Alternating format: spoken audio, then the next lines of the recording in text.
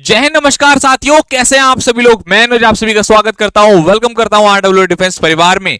मेरे प्यारे साथियों, आज एक ऐसा टॉपिक कवर करने वाले हैं जो सभी कॉम्पिटिटिव एग्जाम में पूछा जाता है। और मेरे प्यारे साथियों, ये आपके एग्जाम के पॉइंट ऑफ व्यू से बहुत इंपॉर्टेंट है। और सबसे मजेदार बात तो ये रहने वाली है कि आज इस टॉपिक को हम लोग तैयार करेंगे 15 मिनट में, तो एक सेकंड भी अपना ध्यान इधर उधर मत भटकाना।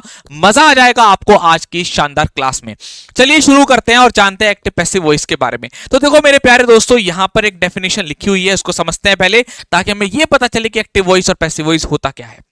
तो if the subject of the verb does an action, in this case the verb is active, यानी कि जब सब्जेक्ट काम करता है, जब सब्जेक्ट एक्शन करता है ना, तो उसको हम लोग क्या बोलते हैं, एक्टिव वॉइस बोलते हैं। यहां पर ध्यान देने वाली बात है, अक्सर ये देखा जाता है कि हम ये बोल देते हैं कि सेंटेंस हमारा एक्टिव वॉइस है, लेकिन नहीं। आप देखेंगे मैंने यहां पर स्पष्ट कर रखा है, the verb is in active, है ना, यानी कि जब सब्जेक्ट काम को ऑब्जेक्ट पर करता है तो उस समय पर वो वर्ब एक्टिव कहलाती है। इस चीज को करेक्ट करेंगे आप आगे से। दूसरा, पैसिव वॉइस क्या होता है। पैसिव वॉइस जस्ट इसका उल्टा है। If the subject of the verb receive an action, यानी कि जब सब्जेक्ट पर ही काम हो जाए तो वो क्या कहलाता है, पैसिव वॉइस कहलाता है। अब इसको एग्जाम्पल के माध्यम से समझते हैं तो एकदम क्लियर हो जाएगा। जैसे अगर मैं बात करूं, यहां पर एग्जाम्पल देखेंगे पहले, ही टीचेस इंग्लिश। अब यहां पर एक्शन करने वाला कौन है, ही है, और वो क्या एक्शन कर रहा है, पढ़ाने का एक्शन कर रहा है ना। तो ही टीचेस इंग्लिश, यानी कि ये पढ़ाता है क्या, इंग्लिश। तो ये सेंटेंस हमारा क्या हो गया, एक्टिव वॉइस। अब मैं इसको पैसिव में ले जाना चाहता हूं तो क्या होगा, इंग्लिश इज टॉट बाय मी, यानी कि इंग्लिश को मेरे द्वारा पढ़ाया जाता है। एक तरीके से सब्जेक्ट एक्शन को रिसीव कर रहा है। अब इसको बनाने का एक स्ट्रक्चर होता है। क्या स्ट्रक्चर होता है, जब हम लोग एक्टिव वॉइस को देखते हैं, इसका स्ट्रक्चर देखते हैं, तो वहां पर हम सबसे पहले देखते हैं सब्जेक्ट, एक वर्ब और एक ऑब्जेक्ट देखते हैं। लेकिन जब वही हम एक्टिव से पैसिव में बनाते हैं तो हमारा स्ट्रक्चर जो होता है वो क्या होता है, ऑब्जेक्ट आता है सबसे पहले और यही ऑब्जेक्ट आ जाता है। ध्यान रखिएगा, ये बात आपको ध्यान रखनी है। ऑब्जेक्ट आगे आ जाता है और ये सबसे पीछे चला जाता है, और इसको हम लोग बाई से जोड़कर बना देते हैं। और सारा गेम इसमें वर्ब का है। ठीक है, वर्ब से हम लोग कैसे कैसे बदलेंगे ये अभी मैं आपको बताऊंगा, है ना। तो वर्ब जब बदलती है तो अपने साथ हेल्पिंग वर्ब लेती है और एक मेन वर्ब लेती है। ये कैसे होगा ये हम अभी आगे टेबल में जानेंगे। चलिए, तो मेरे प्यारे साथी, सबसे पहले एक बेसिक पॉइंट बता देता हूं जो आपको आगे जाके बहुत तंग करेगा, इसलिए पहले बता देता हूं। ये हमारे सामने सब्जेक्टिव केस लिखे हुए हैं, ये ऑब्जेक्टिव केस है। ये सब्जेक्टिव केस के ही सारे ऑब्जेक्टिव केस हैं, तो इसको मुझे लगता है सबको याद होगा। अगर याद नहीं भी है तो एक बार जरूर देख लीजिएगा, क्योंकि ये जब हम लोग चेंज करते हैं ना, एक्टिव से पैसिव में ले जाते हैं, तो हमें सब्जेक्टिव केस का ऑब्जेक्टिव केस बनाना होता है। ठीक है, तो ये टेबल आप सभी लोग याद रखिएगा। चलिए, तो मैं आगे ले चलता हूं। अब यहां से सारा खेल शुरू होता है। अगर आपने स्टार्ट के ऊपर कमांड बना ली तो एक्टिव पैसिव वॉइस आपका गुलाम हो जाएगा। आइए देखते हैं। देखो बच्चों, ये जो स्ट्रक्चर है वो एक्टिव वॉइस का है, ये स्ट्रक्चर पैसिव वॉइस का है। ये जब आपको कहा जाता है एक्टिव से पैसिव बनाना, तो आप क्या काम करते हैं, इन वर्ब्स को पकड़ते हैं, या आपके सामने ऑब्जेक्टिव क्वेश्चंस आते हैं तो आपको इन ऑब्जेक्टिव क्वेश्चंस में ये वाला स्ट्रक्चर पकड़ करके चलना है, क्योंकि आप ऑब्जेक्ट को आगे ले जाना, सब्जेक्ट को ये तो सब में करना ही करना है। सारा गेम इसका ही है। अब समझिएगा, अगर वर्ब की फर्स्ट फॉर्म दे रखी है, यानी कि सेंटेंस आप ऐसे मान लीजिए ये प्रेजेंट डेफिनेट है, तो इसको जब आप पैसिव में ले जाएंगे तो is am are according to subject then verb की थर्ड फॉर्म। ये याद रखिएगा, सारा गेम यहीं से होना है। फिर अगर सेकंड फॉर्म यानी कि पास्ट इंडेफिनिट टेंस अगर आपका दे रखा है, पास्ट इंडेफिनिट अगर आपका दे रखा है तो वो जाएगा वॉज या वर। अगर सिंगुलर है तो वॉज, प्लूरल है तो वर, ये तो हम जानते हैं। और वर्ब की थर्ड फॉर्म, अगर आपका सेंटेंस फ्यूचर इंडेफिनिट है तो विल शैल के साथ बी जरूर लगाना है, थर्ड फॉर्म। ये याद रखिएगा स्ट्रक्चर। मॉडल वर्ब भी आ जाती है, मॉडल वर्ब के क्वेश्चंस भी आ जाते हैं, तो मॉडल वर्ब के साथ आपको बी ऐड करना है, वर्ब की थर्ड फॉर्म। आप एक चीज देख रहे होंगे, सब जगह वर्ब की थर्ड फॉर्म आ रही है, ये चीज याद रखने वाली है। अगर आपका सेंटेंस प्रेजेंट कॉन्टिन्यूअस है तो इज एम आर, यहां पर लगता है बीइंग, वर्ब की थर्ड फॉर्म। उस तरीके से past continuous was were being third form. याद रखिएगा, फ्यूचर कॉन्टिन्यूअस टेंस नहीं बनता। उसी तरीके से प्रेजेंट परफेक्ट, पास्ट परफेक्ट और फ्यूचर परफेक्ट कॉन्टिन्यूअस टेंसेस नहीं बनते हैं। ठीक है, अब ये आ जाता है प्रेजेंट परफेक्ट पे, है ना। तो यहां पर अगर आप देखेंगे तो प्रेजेंट परफेक्ट और पास्ट परफेक्ट साथ में मिलाकर दे रखा है, ताकि एक थोड़ा सा टाइम हमारा बच जाए। हैज हैव अगर दे रखा है तो हैज हैव के साथ बीन थर्ड फॉर्म लगाएंगे। अगर पास्ट परफेक्ट दे रखा है तो हैड के साथ वर्ब की थर्ड फॉर्म वाला स्ट्रक्चर होता है, ये वाला, है ना। तो ये आप जब पैसिव वॉइस बनाते हैं तो हैड बीन वर्ब की थर्ड फॉर्म में ये आपका चला जाता है। उसी तरीके से अगर विल, शैल या हैव प्लस वर्ब की थर्ड फॉर्म दे रखा है, ये फ्यूचर परफेक्ट का स्ट्रक्चर है, तो यहां पर आप बीन जरूर जोड़ते हैं वर्ब की थर्ड फॉर्म के साथ, राइट। मॉडल वर्ब में एक स्ट्रक्चर और भी होता होता है, आप देखेंगे अगर मॉडल के बाद हैव जोड़ेगा देन वर्ब की थर्ड फॉर्म, तो इसको आपको जब आप चेंज करेंगे तो modal have plus been plus verb की थर्ड फॉर्म में बदल जाएगा। एक बार आप सारे बच्चे रिवाइज कर लें। मैं 10 सेकंड के लिए यहां पर रुकना चाहता हूं, फिर मैं आपको यहां पर इससे आगे इसके नेक्स्ट पार्ट की तरफ लेकर के चलूंगा। ये स्ट्रक्चर अगर आपने सीख लिया तो 1 सेकंड में उड़ा दोगे क्वेश्चन, और मैं आपसे आपकी क्लास में उड़वा करके दिखाऊंगा।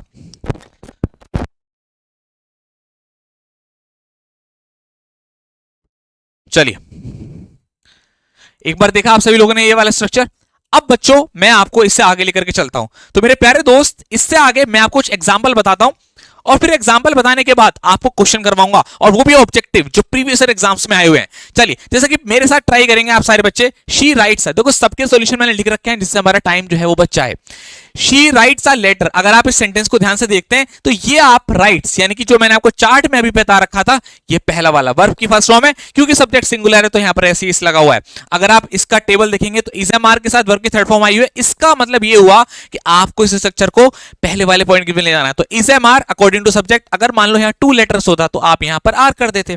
तो इज एम आर वर्ब की थर्ड फॉर्म, और फिर बाय लगाया और शी इधर आ गया। अब ये शी किसने बदला आपका, यहां पर बेटा शी नहीं होगा, क्या होगा यहां पर आप हर कर लेंगे, है ना, क्योंकि शी का जो ऑब्जेक्टिव केस होता है ये हमने अभी टेबल में जाना था। शी का ऑब्जेक्टिव केस क्या होता है बच्चे, हर होता है। तो अगर आपको टेबल याद है तो आप आराम से चीजों को सही कर सकते हैं।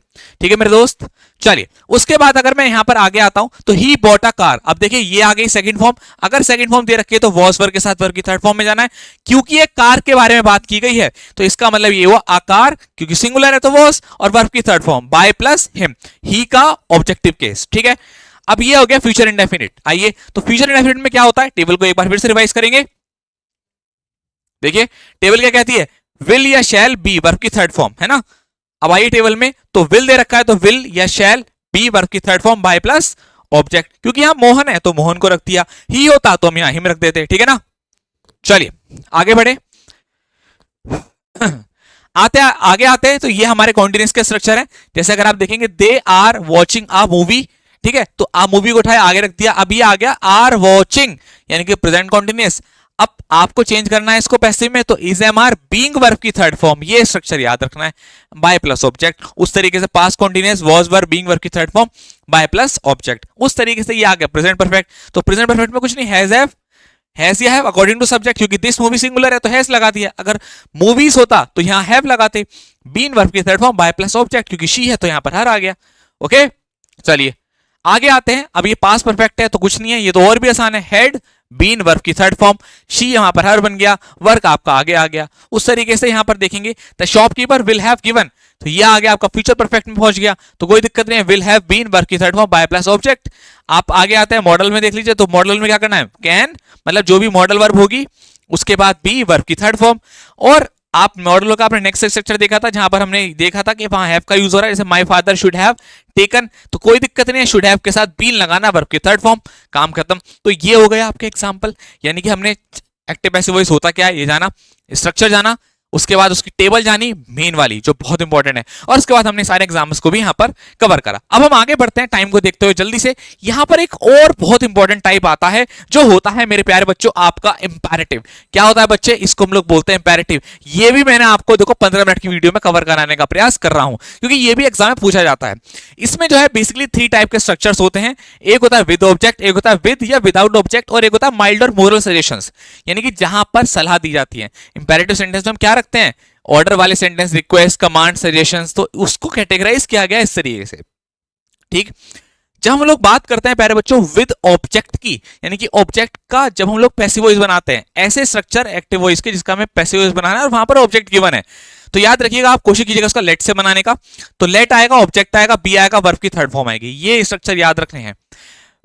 विद या विदाउट, कभी कभार क्या होता है ऑब्जेक्ट गिवन नहीं होता, ऐसी सिचुएशन में आप बना सकते हैं। अगर मान लो रिक्वेस्ट है तो यू आर रिक्वेस्टेड, ऑर्डर है तो यू आर ऑर्डर्ड, है ना, कमांड है तो यू आर कमांडेड। तो बहुत आसान है, यू आर ऑर्डर्ड या रिक्वेस्टेड, उसके बाद टू प्लस वर्ब की बेस फॉर्म, क्योंकि टू लगा रहे हो तो फिर इसमें एस नहीं लगेगा, बेस फॉर्म आएगी, देन ऑब्जेक्ट।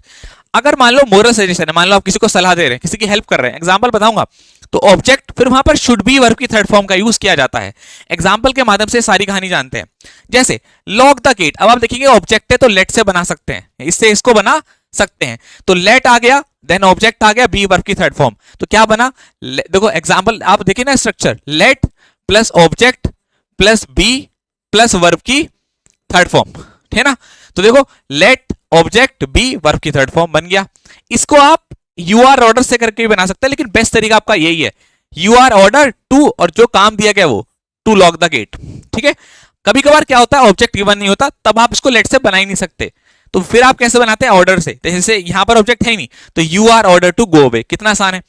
आगे आते हैं, ये मोरल सजेशन है, किसी को एडवाइस दे रहे हैं उस सेंस में, हेल्प द नीडी, तो the needy should be help, should be से करके बनाते हैं। अब प्यारे बच्चों हमने अपनी जो मेहनत करी है इसको हम लोग बदलते हैं, हमारे ऑब्जेक्टिव क्वेश्चंस की तरफ ले चलते हैं, और आपको सारी कहानी समझ में आ जाएगी कि एग्जाम में कैसे क्वेश्चन पूछे जाते हैं। पहला प्रश्न आपके सामने ट्राई करिए, और मैंने आपसे कहा था 1 सेकंड में आएगा आंसर। अब प्यारे बच्चों अब आपका टेस्ट चालू हो गया, अब यहां से आपका परीक्षा चालू हो गई। पहला क्वेश्चन है उड़ा दो, मैं 10 सेकंड रुकता हूं, 10 सेकंड तो खैर बहुत ज्यादा है, 2 सेकंड में आंसर आ जाना चाहिए, करिए सोचिए।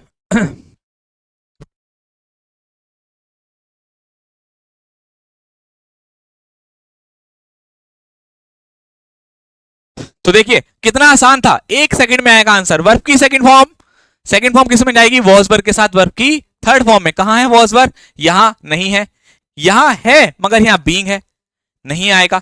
बीइंग तो जब आता है जब पास्ट कॉन्टिन्यूअस होता है ना, या प्रेजेंट कॉन्टिन्यूअस होता है, तो ये तो वर्ब की सेकंड फॉर्म है, यानी कि पास्ट इंडेफिनिट, तो वॉज वर्ब के साथ वर्ब की थर्ड फॉर्म में जाना है। यहां भी नहीं जाएगा, आंसर हुआ आपका option number B.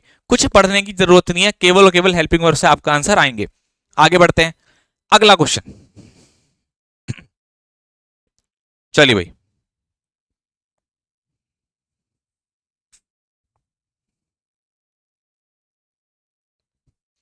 Ram was past continuous आ गया, पास्ट कॉन्टिन्यूअस को जो आप पैसिव वॉइस में चेंज करोगे तो मेरे प्यारे साथियों वॉज वर्ब बीइंग वर्ब की थर्ड फॉर्म, ये स्ट्रक्चर याद होनी चाहिए बस।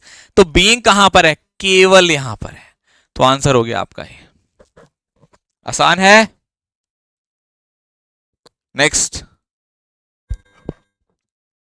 चलिए अगला question, question number third, the painter painted the entire house. अब सेकंड फॉर्म है, वर्ब की सेकंड फॉर्म किस में जाएगा बताइए, शाबाश। अब देखो सेकंड फॉर्म है तो वॉज वर्ब, ढूंढो कहां है वॉज वर्ब, यहां नहीं है, यहां है, यहां भी है।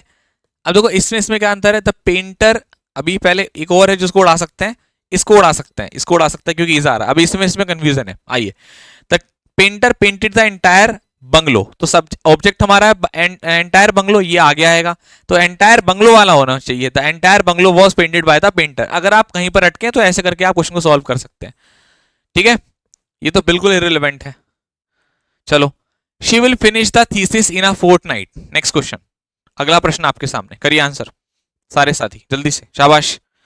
अगला प्रश्न, she will finish the thesis in a fortnight. अब विल बी थर्ड फॉर्म होना चाहिए, विल बी थर्ड फॉर्म, ये नहीं है, ये नहीं है, विल बी थर्ड फॉर्म, ये रहा, ऑप्शन सी हो गया, ये भी गलत। अगला, अगला question, the kids were laughing at the old lady. अब देखो वर लाफिंग पास्ट कॉन्टिन्यूअस, यानी कि was were being third form जाना चाहिए, तो ये वॉज वर बीइंग नहीं है, ये भी है, ये भी है, और ये नहीं होगा। अब देखो भाई क्या है हमारे सामने, यहां तो लाफ है, अब थर्ड फॉर्म आनी चाहिए थी, थर्ड फॉर्म आपकी यहां पर दे रखी है, और लाफ के साथ एट आता, ये भी याद रखिएगा, ऑप्शन आपका बी यहां राइट आंसर हो जाएगा, ठीक है भाई। नेक्स्ट, निशा हैज रंग द बेल। अब हैज के साथ थर्ड फॉर्म आ रही है, सेंटेंस हो गया प्रेजेंट परफेक्ट, करो आंसर फटाफट, चलो शाबाश, वेरी गुड, कर दीजिए आंसर, उड़ा दीजिए answer. Has been third form, has been third form, being तो आता नहीं, ये रहा आंसर।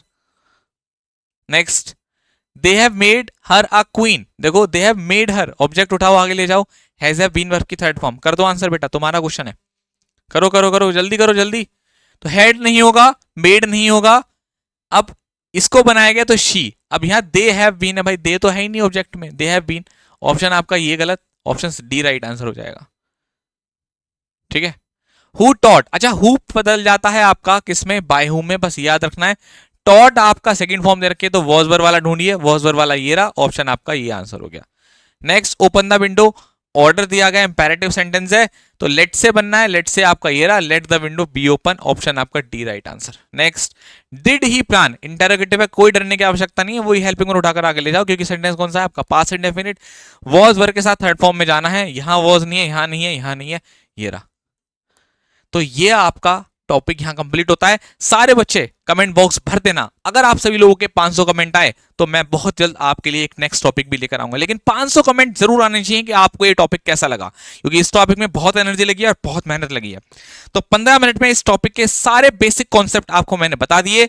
अगर आपको वीडियो अच्छा लगा तो लाइक और कमेंट करके जरूर बताना, और ऐसी और भी जानकारी के लिए और ऐसे और भी वीडियोस के लिए चैनल से जरूर जुड़ें, सब्सक्राइब कर दीजिएगा जरूर ध्यान से। Thank you so much, love you all, जय हिंद जय भारत। स्टॉप।